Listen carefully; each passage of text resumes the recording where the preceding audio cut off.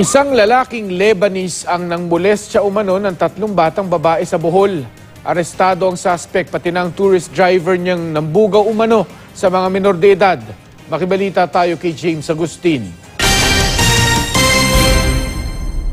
I don't touch anybody. Todo tanggi ang 86 anyos sa Lebanese na ito matapos arestuhin ng NBI Bohol dahil sa pangmomolestya umano sa 3 batang babae. Inaresto rin ang kaibigan niyang tourist driver na nagbugaw umano sa mga biktima sa dayuhang sospek. Sa kuha ng CCTV makikitang inihatid ng driver ang mga bata sa kwarto ng dayuhang sospek kung saan nangyari ang krimen.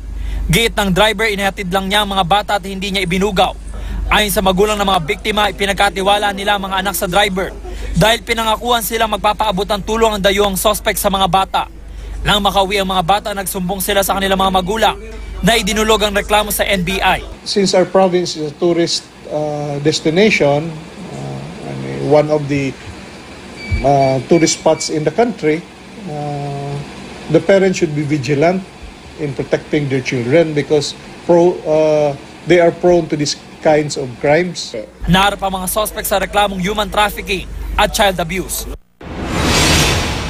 Isa namang British national ang nakaligtas sa tangkang panggagahasa. Base sa investigasyon, naglalakad sa iskinita ang biktima nang bigla siyang sunggaban ng isang lalaki. Nagpumiglas ang biktima na nakatakbo palayo. Inaalam na ng pulisya ang pagkakakilanlan ng salarin. Ang pangyayari yan naranasan din ng isang Spanish national sa El Nido noong Marso.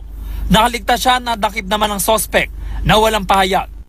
Noong Pebrero naman, isang tricycle driver ang naaresto dahil sa tangkang panggagahasa sa isang Irish national.